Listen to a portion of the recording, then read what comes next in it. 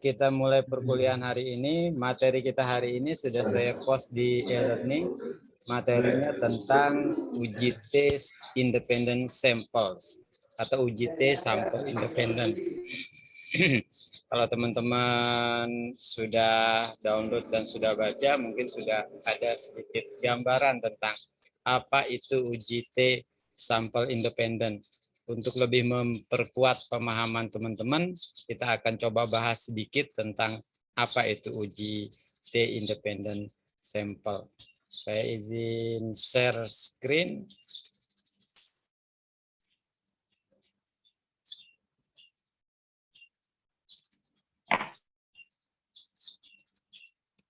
Oke, ini dia sudah terlihat layar yang saya share.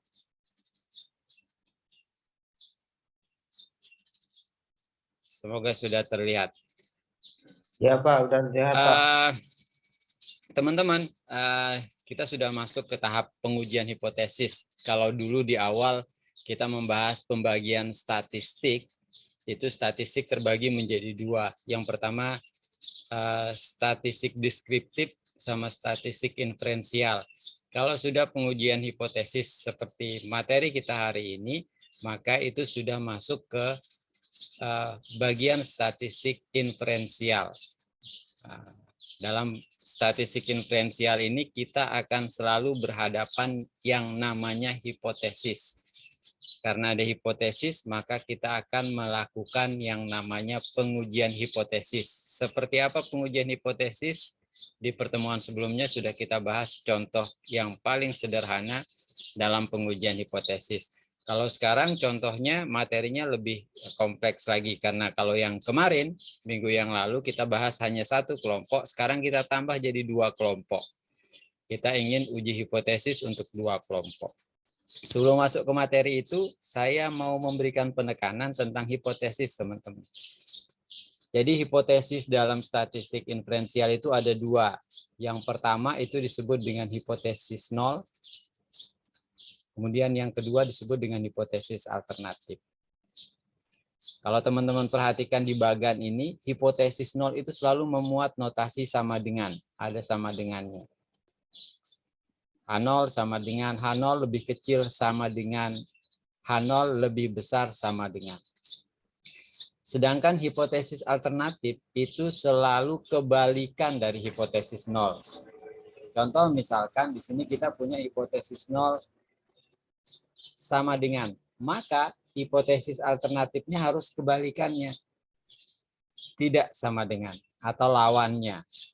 Jadi kalau teman-teman ketemu soal atau kasus atau menguji hipotesis yang hipotesis nolnya menggunakan notasi sama dengan, maka hipotesis alternatifnya harus menggunakan notasi tidak sama dengan. Nah, kalau berhadapan dengan contoh seperti ini, maka dalam uji hipotesis dia disebut dengan uji dua sisi. Kenapa disebut dengan uji dua sisi? Karena kalau diilustrasikan dengan kurva normal, maka wilayah penolakannya itu ada dua. Di sebelah kiri sama sebelah kanan. Sehingga dia disebut dengan uji dua sisi. Sisi kiri dan sisi kanan. Pokoknya kalau ketemu hipotesis alternatif yang menggunakan notasi tidak sama dengan, maka dia pasti uji dua sisi. Kemudian alternatif yang kedua untuk hipotesis nol itu adalah lebih kecil sama dengan. Kalau hipotesis nolnya lebih kecil dari sama dengan, maka hipotesis alternatifnya harus kebalikannya atau lawannya, lebih besar. Kalau di sini lebih kecil, maka di sini dia harus lebih besar.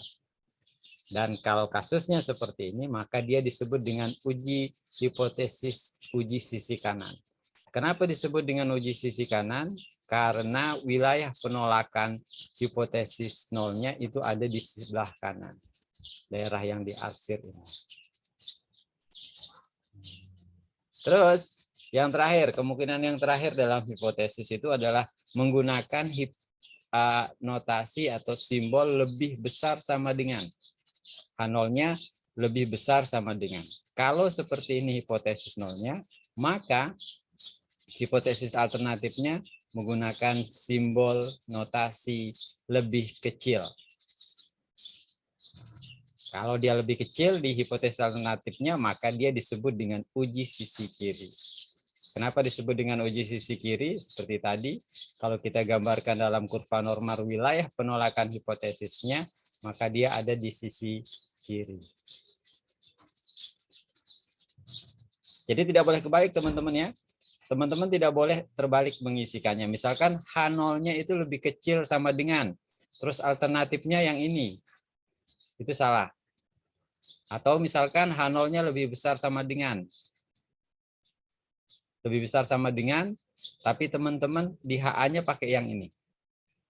Ini juga salah. Tidak boleh. Harus sesuai pola yang ada di sini. Kalau salah menempatkan hipotesis alternatif, nanti di kesimpulan keputusan juga akan salah.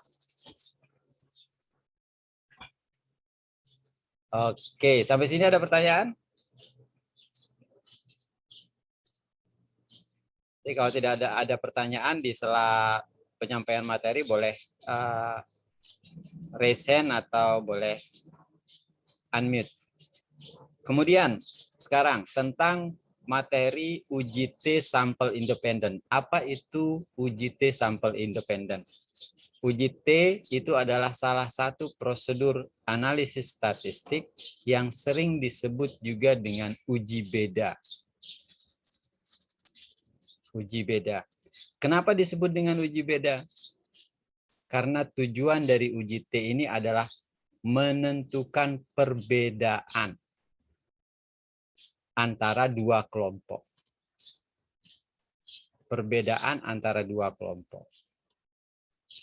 Jadi kalau sudah ada dua kelompok, maka kalau kita ingin membandingkan apakah kedua kelompok itu berbeda atau tidak, maka uji statistik yang digunakan itu adalah uji T. Terus sesuai namanya kalau uji T ini adalah uji T sampel independen. Kenapa disebut dengan independen? Karena antara kelompok yang satu dengan kelompok yang lain itu tidak ada keterkaitan. Tidak ada keterkaitan, tidak ada hubungan, tidak saling mempengaruhi. Seperti apa ilustrasinya nanti di slide berikutnya akan dijelaskan. Jadi tidak ada keterkaitan antara kelompok yang satu dengan kelompok yang lain. Terus uji T ini biasanya digunakan dalam penelitian eksperimen. Dalam penelitian eksperimen. Nah, kalau di penelitian eksperimen itu biasanya ada perlakuan. Nah, perlakuan itu diberikan kepada kelompok eksperimen. Yang tidak diberikan perlakuan disebut dengan kelompok kontrol. Tidak harus seperti ini. Pokoknya dalam eksperimen itu biasanya ada dua kelompok. Minimal dua kelompok. Yang satu disebut dengan kelompok kontrol, yang satu lagi disebut dengan kelompok eksperimen. Karena ada dua kelompok, kalau kita ingin membedakan antara kelompok eksperimen sama kelompok kontrol, maka analisis statistik yang digunakan itu adalah uji T sampel independen yang kita bahas hari ini. Kemudian uji T ini, biar teman-teman punya pengetahuan juga tentang uji T ini, dia termasuk dalam statistik parametrik. Di awal kita sudah bahas bahwa statistik inferensial itu ada dua. Yang pertama parametrik, yang kedua non parametrik. Apa itu? Silahkan dibuka materi sebelumnya. Syarat untuk bisa melakukan analisis data menggunakan uji T ini ada dua. Yang pertama, sampel diambil secara random. Random itu artinya acak. Kita sudah bahas juga bagaimana cara pengambilan sampel secara acak pada materi sebelumnya, 2 minggu yang lalu. Kemudian syarat yang kedua untuk uji T sampel independen ini bisa dilakukan adalah sampel itu berasal dari populasi yang berdistribusi normal. Bagaimana cara kita menentukan bahwa populasinya normal atau tidak? Sudah kita bahas juga minggu lalu dengan uji normalitas. Uji normalitas yang Lilliefors. Nah, yang kita pakai Lilliefors sama ada chi-square kalau saya tidak salah. Itu yang tentang gambaran umum tentang uji T.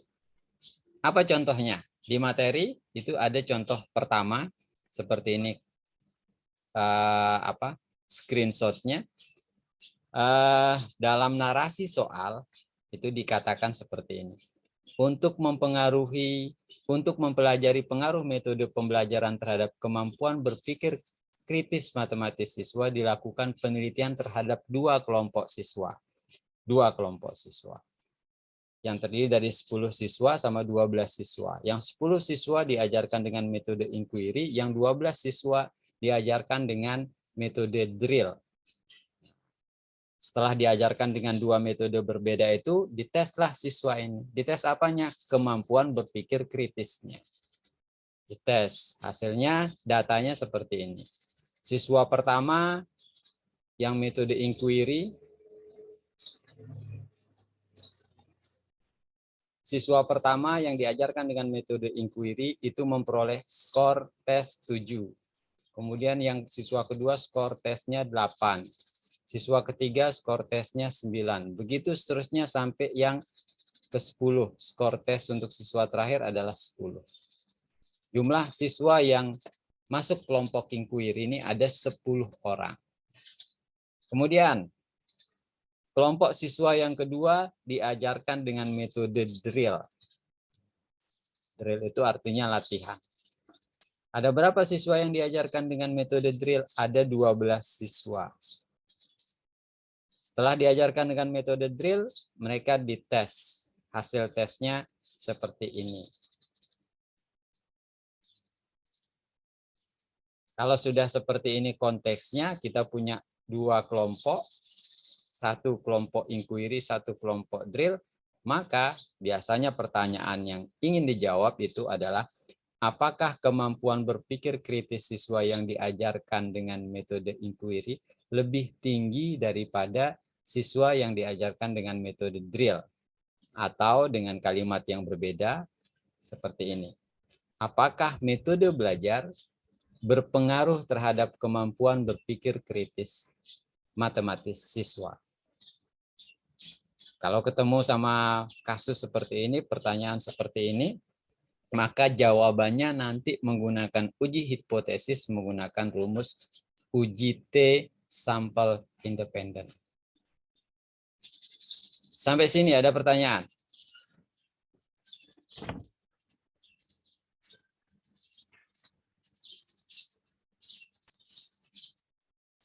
Any question? Lanjut? Lanjut. Kita lanjut. Seperti apa ilustrasinya kalau dengan grafik? Saya kembali ke slide PowerPoint-nya. Misalkan kasus di atas, contoh di atas itu adalah penelitian skripsi seorang mahasiswa pendidikan matematika misalkan. Kalau konteksnya seperti contoh di atas, maka perkiraan judulnya, judul skripsinya itu adalah pengaruh metode belajar terhadap kemampuan berpikir kritis siswa, kritis matematis siswa. Ini dia judul skripsinya. Kalau sudah seperti ini konteksnya, kemungkinan besar 99,9% itu penelitiannya adalah penelitian eksperimen. Kenapa disebut penelitian eksperimen? Karena dalam penelitian itu ada yang disebut dengan perlakuan. Perlakuan. Konteksnya itu penelitian dilakukan di sebuah sekolah, kemudian kita ambil satu populasi, kemudian dari populasi itu kita ambil dua kelas tertentu, dua kelas itu kemudian dibagi menjadi dua kelompok, yang satu disebut dengan kelompok eksperimen, diajarkan dengan metode inquiry, terus kelompok yang lain disebut dengan kelompok kontrol, diajarkan dengan metode drill. Penelitian kita ingin mengetahui apakah hasil belajar menggunakan metode inquiry ini sama atau berbeda dengan hasil belajar yang menggunakan metode drill? Sama atau tidak? Itu yang ingin diketahui dengan uji T dalam konteks penelitian ini. Kembali ke atas tadi, maka pertanyaan yang bisa diajukan itu adalah seperti ini. Apakah kemampuan berpikir kritis siswa yang diajarkan dengan metode inquiry lebih tinggi daripada yang diajarkan dengan metode drill? Kalau kita perhatikan kalimat yang pertama, kalau saya tuliskan inquiry lebih tinggi dari metode drill. Perhatikan notasi yang digunakan. Dia lebih besar. Lebih besar. Kalau merujuk ke atas, merujuk ke sini,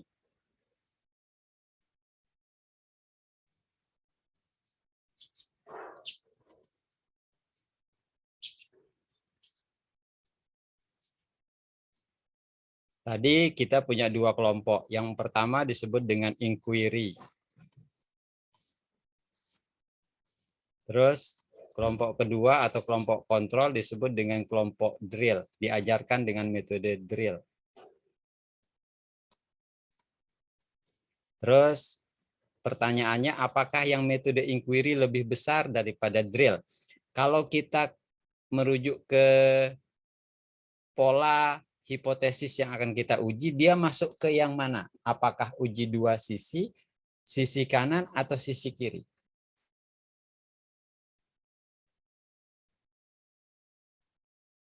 Sisi kanan. Sisi kanan. Kenapa disebut sisi kanan? Karena hipotesis Kalau alternatifnya kiri. seperti ini. Lebih besar. Jadi di soal jelas disebutkan bahwa metode inquiry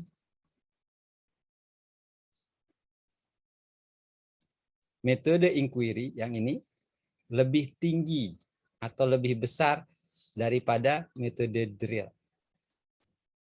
Jadi pemahaman teks, pemahaman konteks soal itu teman-teman harus dapat untuk bisa menjawab soal dengan benar.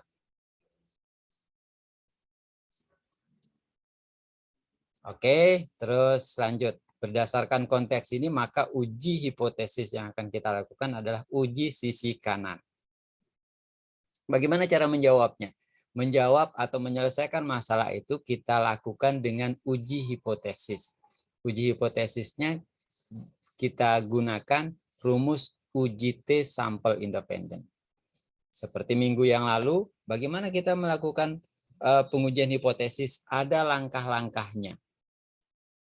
Ada langkah-langkahnya. Yang pertama itu adalah menyatakan hipotesis. Teman-teman kalau menjawab soal itu harus dituliskan seperti ini. H0 dan HA.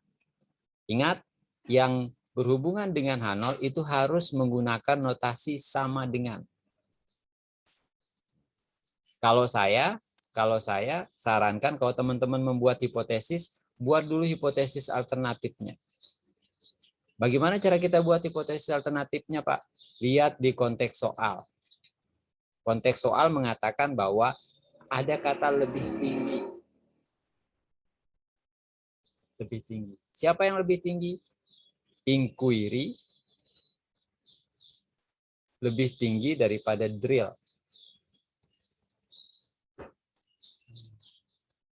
Berdasarkan ini, maka di hipotesis alternatif kita menggunakan notasi lebih besar. Kalau di hipotesis alternatif sudah menggunakan notasi seperti ini, maka di hipotesis nolnya itu kebalikannya. Kalau dia lebih besar, berarti lawannya lebih kecil. Dan hipotesis nol itu harus ada notasi sama dengannya. Lebih kecil sama dengan. Jadi pemahaman soal itu penting. Teman-teman harus bisa membaca soal dengan baik. Memahaminya dengan baik, biar tidak keliru dalam menuliskan hipotesisnya. Kemudian Langkah kedua, menentukan taraf signifikansi. Taraf signifikansi ini biasanya disebutkan dalam soal. Biasanya disebutkan dalam soal. 0,05 atau 0,01 atau 0,001. Kalau tidak disebutkan dalam soal, maka taraf signifikansi yang digunakan itu adalah 0,05. Kalau kita cek ke kasusnya, di soal ada disebutkan, oh tidak ada. Di sini tidak ada disebutkan taraf signifikansinya. Kalau tidak ada disebutkan taraf signifikansinya, maka yang digunakan adalah 0,05. Boleh 0,04 Pak? Jangan, 0,05 saja. Kecuali kalau soal menyebutkan 0, berapa tertentu. Tapi yang lazim digunakan itu adalah 0,01. Itu langkah kedua. Jadi tinggal menuliskan. Teman-teman kalau misalkan ada soal menjawab seperti ini dan benar, ini skornya 1. Kalau taraf signifikansi kalau benar skornya 0,5. Dari maksimal 10, nilai tertinggi 10. Kemudian langkah yang ketiga. Langkah yang ketiga menentukan kriteria keputusan. Kenapa kita harus buat kriteria keputusan? Alasannya adalah karena kita dihadapkan sama dua hipotesis. Kita dihadapkan sama dua hipotesis. Kita punya hipotesis 0 sama hipotesis alternatif. Saya coba ilustrasikan dengan whiteboard. Kita punya hipotesis. Kemudian hipotesis kita ini ada dua. Ada H0 sama ada HA. Teman-teman, statistik itu mengajarkan kita bahwa hidup itu ada pilihan. Ada pilihan.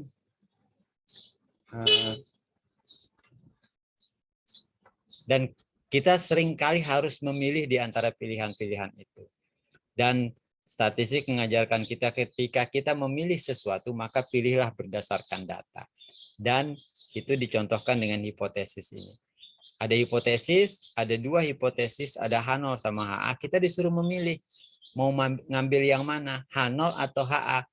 Biar adil, maka biar fair, maka pemilihan itu harus didasarkan pada yang namanya kriteria.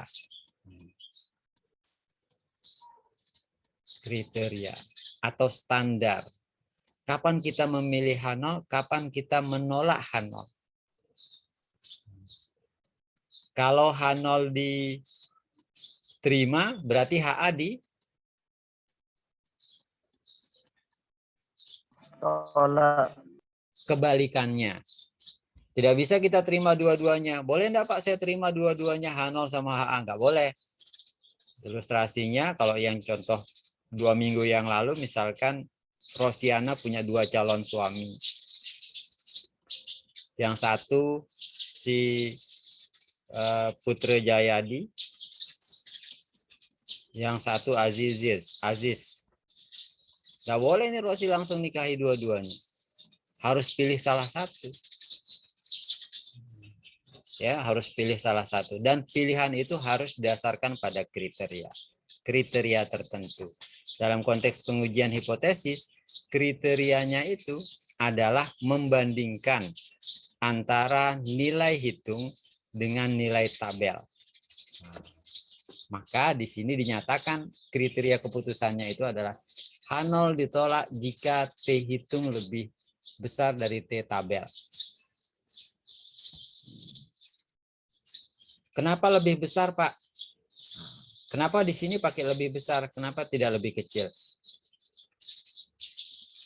Patokan yang teman-teman bisa pakai untuk menentukan apakah dia lebih besar atau lebih kecil itu adalah di HA. HA tadi kita menggunakan notasi lebih besar. Karena di HA menggunakan notasi lebih besar, maka di kriteria keputusannya juga menggunakan notasi lebih besar. Oke, kalau di HA menggunakan lebih kecil, berarti di kriteria keputusan juga menggunakan lebih kecil. Jadi sesuai antara HA dengan kriteria keputusan. Lebih besar ini kita dari mana kita tentukan? Pokoknya lihat di HA, karena di HA lebih besar, maka di kriteria keputusannya dia juga menggunakan notasi lebih besar.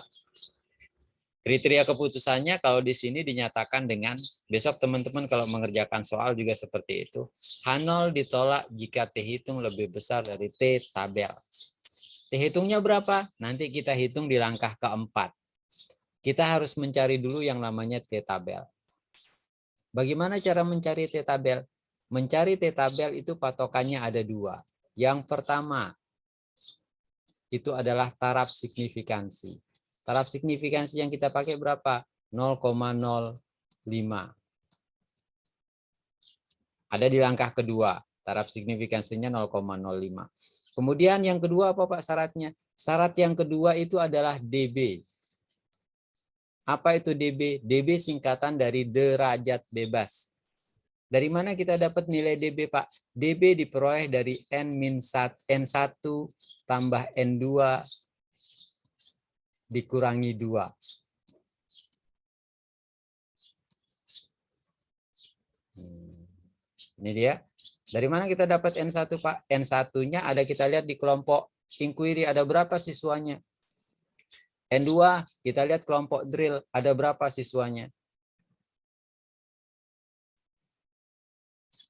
Jadi N1 kalau berdasarkan data itu yang inquiry itu banyaknya ada 10.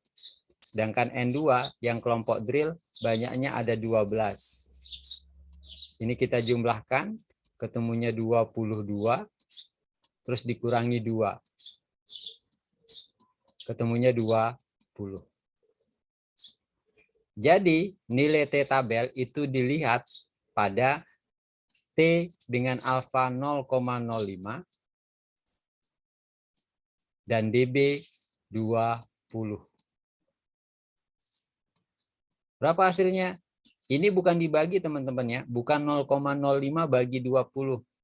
Salah, tapi kita lihat di tabel T. Seperti apa tabel T? Sudah saya post juga di e-learning. Di situ ada materi uji T, 2 sampel independen, ada juga nilai tabel T, file nilai tabel T. Kita lihat nilai tabel T.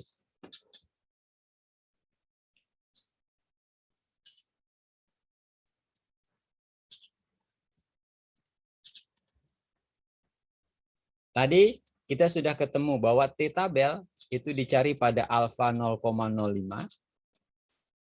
dan DB 20. Oke.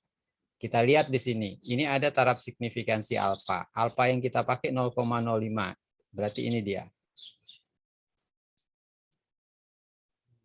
Terus DB-nya, kolom paling kiri itu adalah DB. Derajat bebas. Kita cek ke bawah sampai angka 20. Sampai angka 20.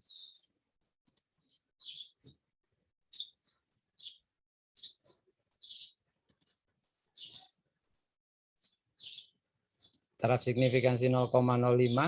Terus DB-nya turun ke bawah sampai angka 20. Ini 20-nya. Kita geser ke kanan.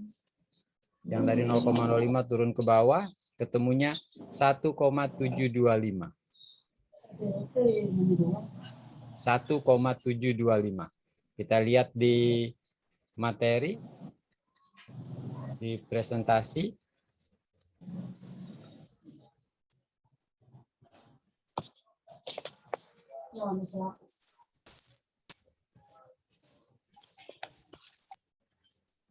(1,725) ya. Jadi nilai T tabel ini dilihat di file tabel T, nilai tabel T. Bukan dibagi 0,05 bagi 20, bukan. Tapi dilihat di tabel T. Sampai sini ada pertanyaan?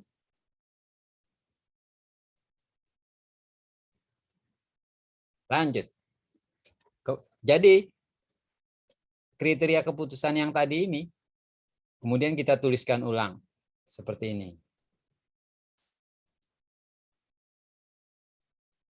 H0 ditolak jika T hitung lebih besar dari 1,725. Dari mana dapat 1,725 Pak? Ini dia. Dari mana 1,725 nih Pak? Dilihat di tabel T. Bagaimana cara mencari nilai tabel Pak? Patokannya ada dua. Yang pertama adalah alfa, yang kedua adalah derajat bebas. Oke. Lanjut. Terus yang harus teman-teman ingat, karena HA-nya menggunakan tanda lebih besar, maka kriteria keputusannya juga lebih besar. Ini saya ulang-ulang biar teman-teman tidak lupa. Biar teman-teman ingat. Dan T tabel bernilai positif, disebut dengan uji sisi kanan. Kalau dia lebih besar, berarti dia uji sisi kanan. Saya kembali lagi ke atas. Di sini. Kalau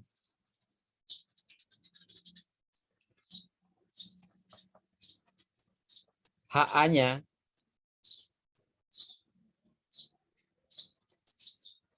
seperti ini. HA lebih besar, maka dia disebut dengan uji kanan. Kalau dia lebih besar di sini, maka di kriteria keputusannya kita akan katakan H0 ditolak jika T hitung lebih besar dari T tabel. Jadi dia istiqomah. Lebih besar terus. Terus kalau sudah kita ketemu yang langkah ketiga, kita masuk ke langkah yang keempat, perhitungan. Nah, perhitungan yang teman-teman mungkin agak malas ya. Agak enggan untuk menghitung. Yang jelas teman-teman, kalau dalam statistik teman-teman hanya melihat, itu pasti tidak bisa ketemu hasilnya. Kalau teman-teman hanya melihat pasti pusing. Tapi kalau teman-teman kerjakan, hitung dia satu persatu, tahap demi tahap, bagian demi bagian, dia pasti bisa. Kalau bahasa Inggrisnya kacang. Bagaimana kita melakukan perhitungan? Kita harus ingat dulu. Kita harus catat rumus untuk uji T sampel independen. Seperti apa rumusnya? Ini dia rumusnya. Aduh, pusing Pak. Iya, kalau dilihat pusing. Tapi kalau kita pakai untuk ngitung mudah. Bagaimana caranya biar tidak pusing Pak? Kita hitung satu persatu. Saya kasih tanda dulu. Rumus uji T sampel independen terdiri dari dua bagian. Bagian atas sama bagian bawah. Kita harus cari satu-satu dulu. Yang pertama kita cari adalah X bar 1. Apa X bar 1 ini? X bar itu artinya rata-rata. 1 itu artinya kelompok pertama. Kalau kita lihat di sini, kelompok pertamanya adalah inquiry. Berarti kita harus cari rata-rata kelompok inquiry berapa. Bagaimana cara menghitung rata-rata? Ini dia rumusnya. Kita jumlahkan semua nilai, ketemu jumlahnya dibagi banyaknya data. Ketemu 7,9. Penjumlahannya 79, dibagi 10, ketemunya 7,9. Itu yang pertama, rata-rata yang pertama, kelompok pertama. Rata-rata kelompok kedua juga seperti itu. Kita jumlahkan semua nilai atau datanya, dibagi banyaknya data. Ini ketemu penjumlahannya, pembagiannya rata-ratanya ketemu 6,75. Kita sudah ketemu komponen untuk yang pertama. Terus selanjutnya yang kita lakukan adalah komponen yang kedua yang di bawah. SP. Bagaimana cara menghitung SP? SP rumusnya yang ini. Akar N-1 dikurangi 1 simpangan varian 1 plus dan seterusnya. Ini juga kalau dilihat pasti bingung. Tapi kalau dihitung gampang. Bagaimana cara menghitungnya? Cara menghitungnya di slide berikutnya.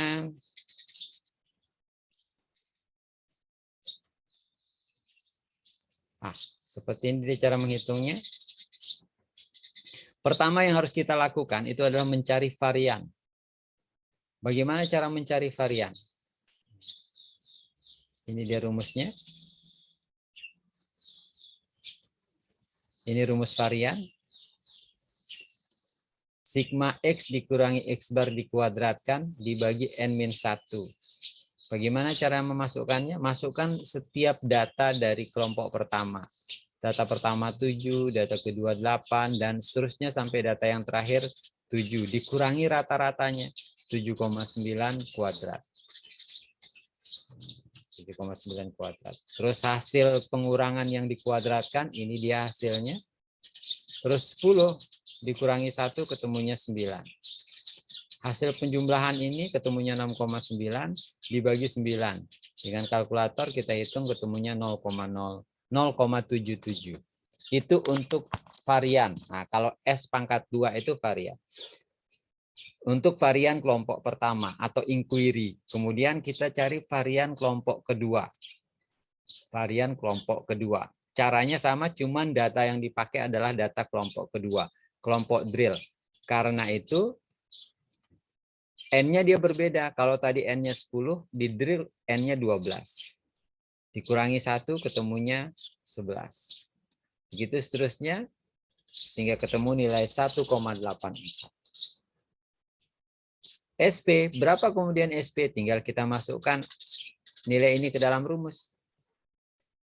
10 dikurangi ini, plus 12 kurangi 1 kali 1,84 dibagi N1 tambah N2 dikurangi 2 ketemunya 20. Ini tambah ini ketemu 6,93 tambah 20,24 dibagi 20 ketemunya ini. Terus 1,36 dikuadrat diakarkan ketemunya 1,17. Kalau sudah, kita sudah ketemu nilai untuk SP, tinggal kita masukkan ke T hitung. X bar 1, rata-rata pertama sudah, rata-rata kedua sudah, SP-nya juga sudah 1,17, N-nya banyaknya data, N1 ada 10, N2 ada 12, masukkan semua ke dalam rumus, dengan bantuan kalkulator atau dengan Excel bisa, ketemunya seperti ini, hasil akhirnya 2,30. Seperti itu proses perhitungannya. Kemudian kalau sudah ketemu T hitung, kita sampai di langkah yang terakhir, keputusan dan kesimpulan. Jadi kalau tadi di langkah ketiga kriteria keputusan, kita katakan H0 ditolak jika. Nah, sekarang di langkah kelima ini kenyataannya. Kita tolak apa kita terima H0? Caranya kita bandingkan. Kalau tadi di kriteria keputusan kita katakan H0 ditolak jika. Ditolak jika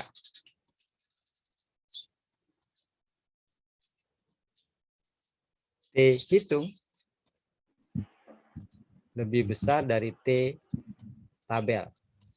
Ini sorry ya, karena ngetiknya pakai mouse, jadi terlihat bagus. Semoga teman-teman bisa baca. H0 ditolak jika T hitung lebih besar dari T tabel. Kita bandingkan.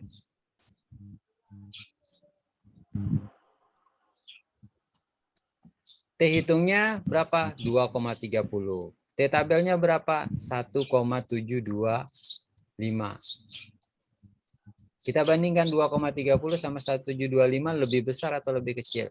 Jelas lebih besar yang 2,30. 1 sama 2 yang jelas lebih besar 2,30. Karena lebih besar berarti dia sama dengan kriteria keputusan. Jadi keputusannya adalah H0 ditolak karena. Kalau di kriteria keputusan kan jika. Kalau di keputusan berarti alasannya H0 ditolak karena T hitung yang 2,30 itu lebih besar dari T tabel yang 1,725. Kalau ini yang tidak kalah penting, saya ilustrasikan di whiteboard. Kita ketemu T hitung itu sebesar 2,30. Terus T tabel itu 1,725.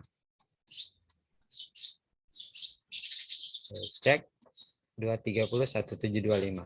230 ini lebih besar. Uji kita itu adalah uji sisi kanan.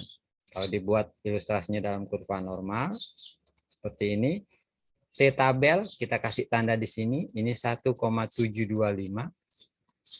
Berarti wilayah penolakan hipotesis nolnya itu ada di sini. Di sini. 2,30 itu jatuhnya pasti di sini. Kalau teman-teman ngecek ke sebelah kiri, itu tidak akan ketemu 2,30. Tapi jatuhnya di daerah yang diarsir. Karena jatuh di daerah yang diarsir, maka keputusannya H0 ditolak. Itu cara yang lain.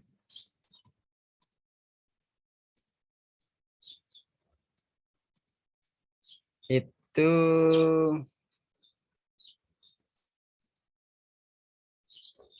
ya, keputusannya H0 ditolak karena T hitung lebih besar dari 230. Bagian yang terakhir dalam proses pengerjaan ini, kesimpulan. Nah, jadi uji hipotesis itu seperti sebuah cerita pendek yang akhirnya menyimpulkan apakah Rosiana jadi nikah sama si Aziz atau sama si Gilang.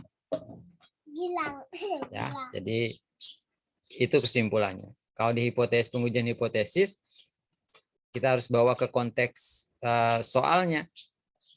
Kalau dalam contoh ini kesimpulannya adalah bisa seperti ini. Salah satu, pada taraf signifikansi 0,05 terdapat cukup bukti untuk mengatakan bahwa kemampuan berpikir kritis siswa yang diajar dengan metode inquiry lebih tinggi daripada siswa yang diajar dengan metode drill.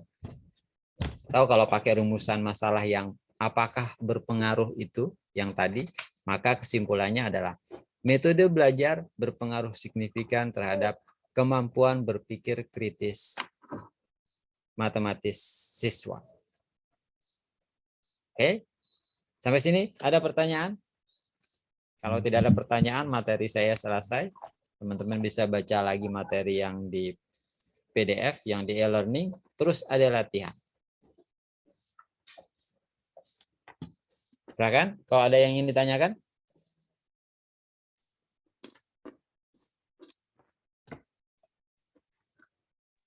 Paham?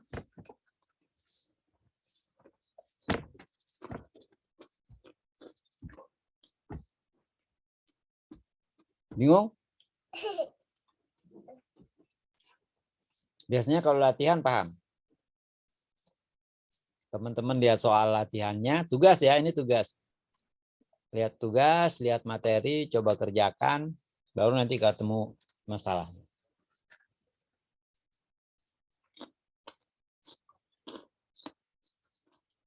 Saya mau bertanya, Pak. Ya, boleh. Videonya, Gil. Biar kelihatan sama Yuli. Yang di dalam kurung itu, Pak. Yang mana? Yang pangkat 2, yang ada pangkatnya. Yang ada pangkat 2. Bentar, saya share screen dulu. Boleh sambil makan ya, belum sarapan ini gara-gara Rosiana tadi gupuh-gupuh saya jadi tidak sarapan. Yang ini ya? Iya, Pak. Yang mana? Itu dikurangin dulu baru dipangkat. Yang di paling atas, Pak. Ini? Yang 7,7,9 itu, Pak. Dikurangin dulu baru dipangkatkan. Oh, satu-satu gitu. Satu-satu. Saya kasih contoh ya, bisa teman-teman semuanya bisa mengerjakan dengan Excel.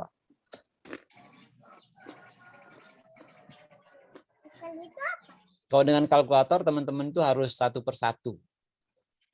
Yang ini kan? Iya, Pak. Saya kasih contoh pengerjaan dengan Excel. Saya buka Excel dulu. Please wait. Terus pertama-tama teman-teman harus masukkan datanya di Excel dulu.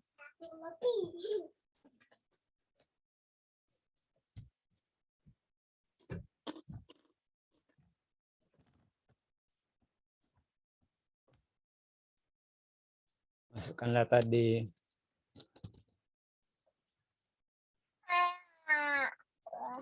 Excel.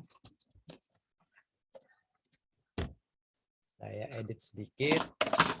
Saya share screen dulu biar teman-teman bisa melihat.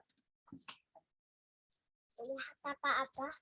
Ya, ini datanya saya sudah taruh di Excel, data contoh kasus pertama. Ini biar rapi, saya edit biar kelihatan lebih rapi.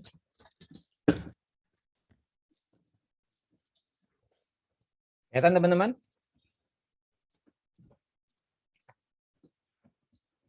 Nah, yang pertama kan kalau di perhitungan itu mencari rata-rata. Saya tuliskan di sini rata-rata. Kalau dengan Excel teman-teman bisa mencari rata-rata tuh dengan formula. Ada yang masih ingat?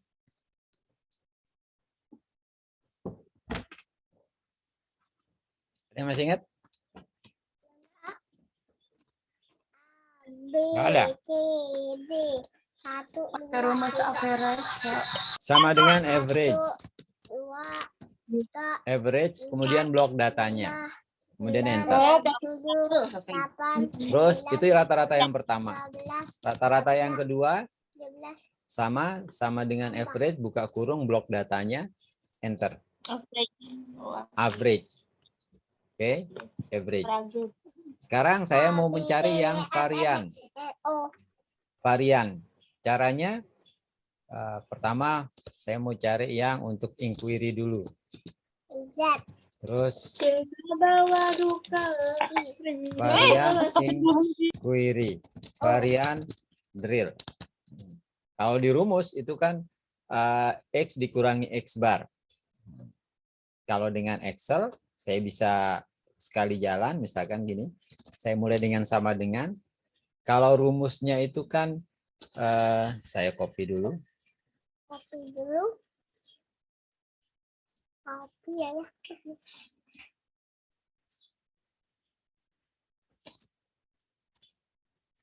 Copy cepet.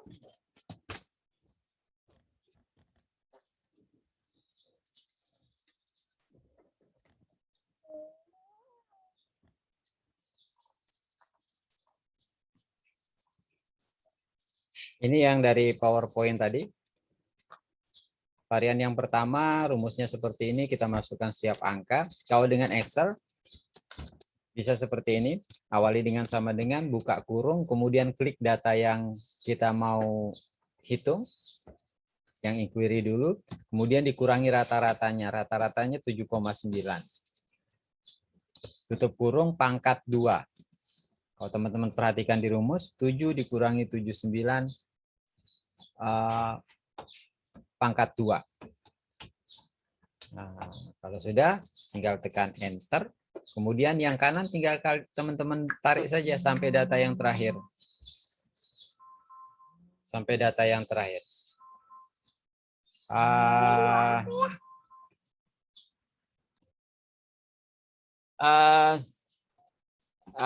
Itu tadi dengan Excel. Prosesnya.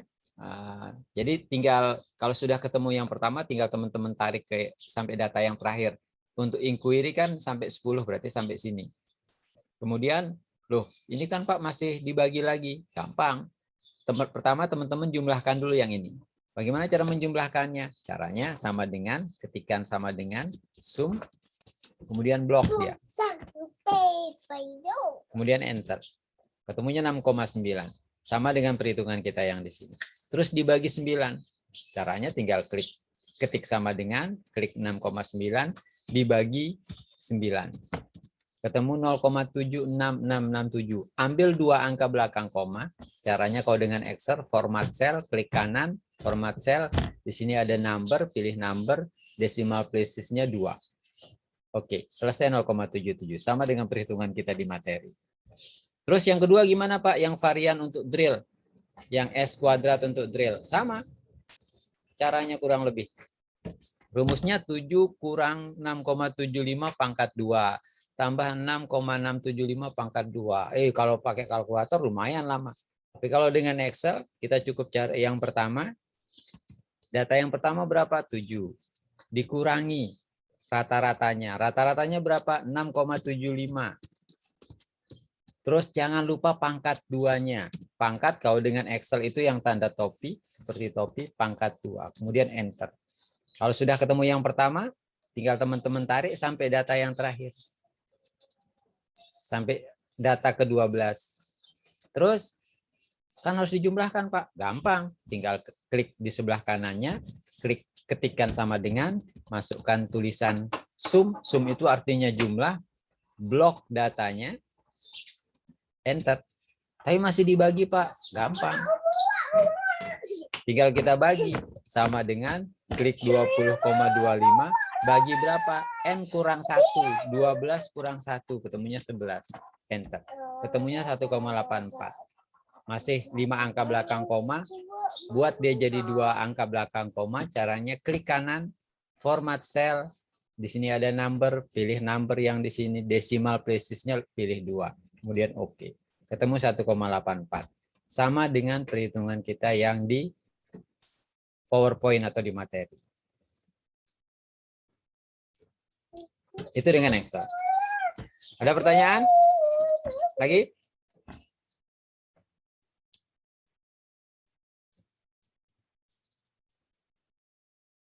Salah. Bukan salah. Ada lagi pertanyaan, guys?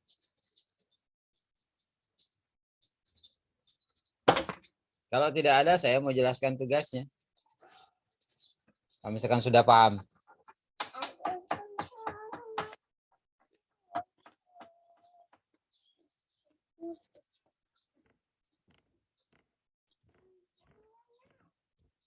Mohon maaf, Pak. Pak, kalau tugas kelompok itu kayak gimana? Tugas kelompok, apanya yang gimana? Kamu yang tahu. Enggak, Pak, maksudnya itu yang apa sih namanya? Yang grafik. Ya, yang grafiknya. Yang frekuensinya semuanya di apa?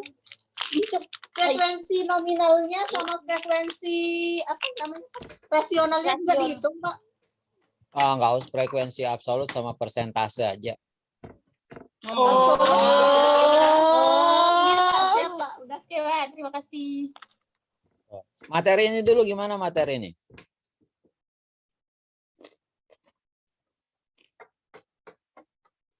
Ini DS3 Pak Munanya. Ya, gimana? Des.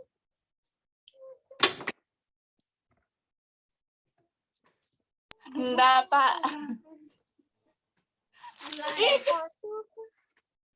Kalau tidak ada pertanyaan, ayo pertanyaan bisa disampaikan di WA Group.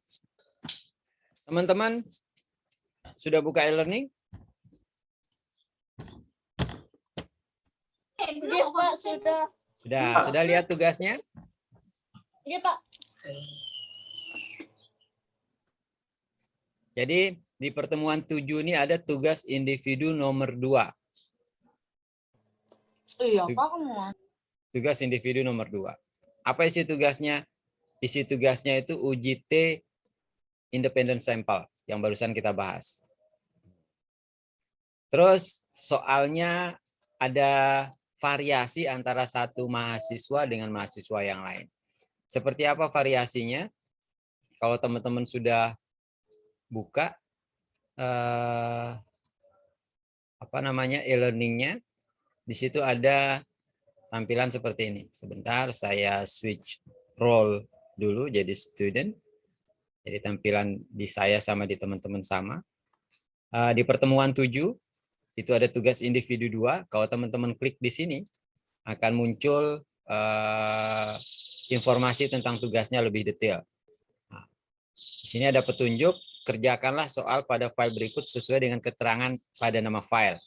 Contoh, jika Anda mahasiswa dengan NIM ganjil, kerjakanlah soal pada file tugas mandiri 2 untuk mahasiswa dengan NIM ganjil. Yang mana dia? Tugas 2 mahasiswa dengan NIM ganjil. Ini dia. Misalkan si Gilang NIM-nya itu angka belakangnya 1, berarti ganjil. Berarti dia mengerjakan soal yang ini. Tugas mandiri 2 untuk mahasiswa dengan NIM ganjil. Kalau genap gimana, Pak? Misalkan genap angka di paling belakang NIM-nya 4 misalkan. Berarti dia mengerjakan yang ini. Tugas mandiri 2 untuk mahasiswa dengan NIM genap. Itu mahasiswa. Yang mahasiswi juga ada sendiri, dibagi menjadi 2, ada yang ganjil sama genap. Seperti apa soalnya? Soalnya ada 2. Soalnya ada 2. Harus dikerjakan dua-duanya, Pak? Ya, harus dikerjakan dua-duanya. Kapan batas waktu pengumpulannya, Pak? Batas waktu pengumpulannya besok jam 23.55. Bisa Pak, sampai besok maksudnya malam. yang dua itu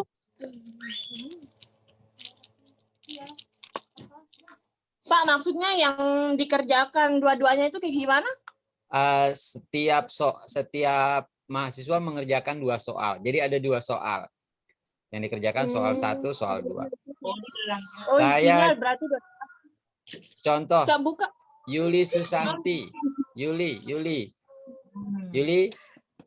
Ya, Pak. NIM-nya angka belakangnya berapa? 31. Ganjil apa genap itu?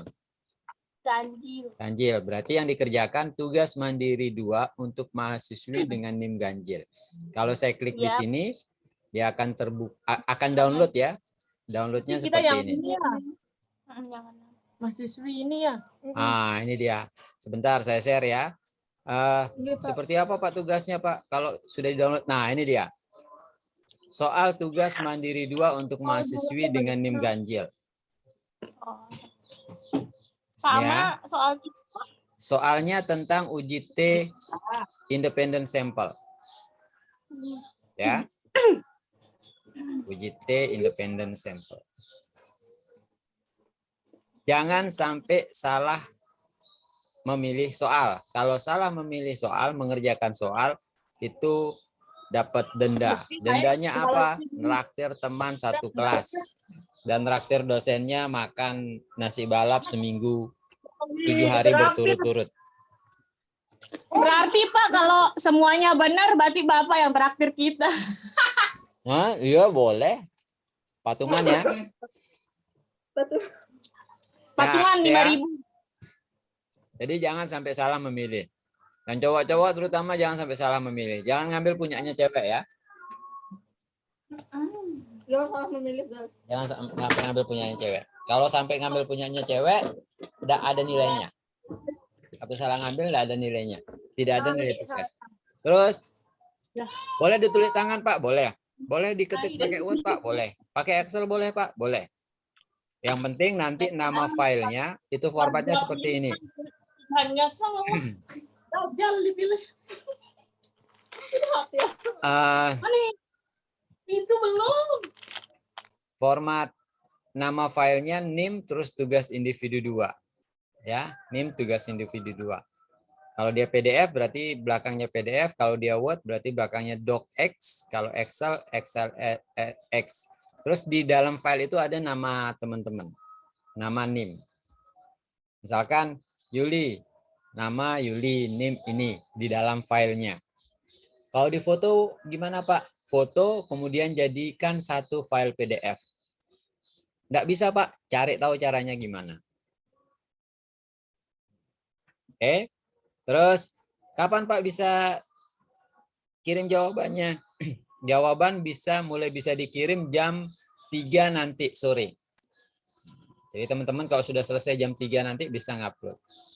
Paling telat kapan Pak? Paling telat itu besok jam 12 kurang 5 menit. 12 malam. 12 malam.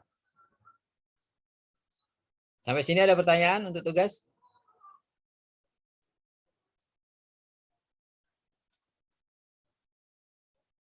Tidak ada?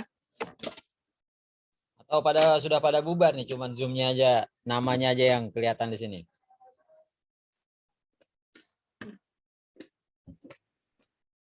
Cukup?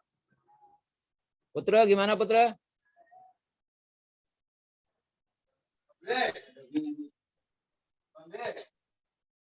Put, belum Put? Menanya Pak. Ya. Untuk akhiran NIM-nya 6 berarti ambil genap ya Pak? Ya, ambil yang mahasiswa dengan NIM genap. Jangan ambil mahasiswi dengan NIM genap ya. Kecuali kalau mau ganti jenis kelamin boleh. Enggak Pak.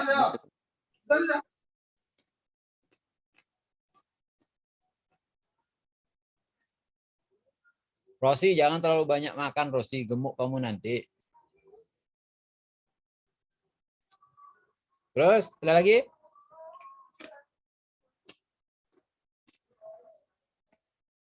Nggak ada? Nggak ada. Kalau tidak ada, seperti biasa, Zoom kita hari ini saya record. Nanti setelah di-convert, saya akan upload di YouTube.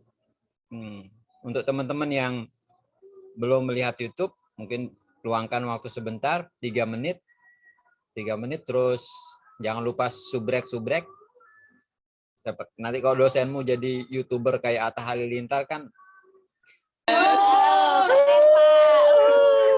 Iya, kalau jadi YouTuber terus stajer kan mahasiswanya kecipratan juga. Ya minimal makan 7 hari sekali lah. Jadi Zoom record kita hari ini akan saya upload di YouTube. Untuk apa diupload? Tadi ada contoh perhitungan. Mungkin teman-teman mau menghitung dengan Excel, teman-teman bisa melihat rekaman Zoom kita hari ini. Oke, kalau tidak ada kita cukupkan sampai di sini.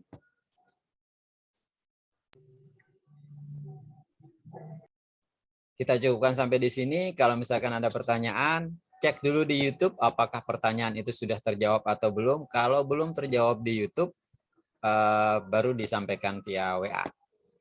Oke, itu saja untuk hari ini teman-teman. Selamat melanjutkan aktivitas, selamat meneruskan tugas kelompok. Tugas kelompok mungkin masih agak lama ya. Fokus ke tugas individu yang sekarang. Karena batas waktunya cuma sampai besok malam. Dan karena baru selesai dijelaskan biar masih fresh. Itu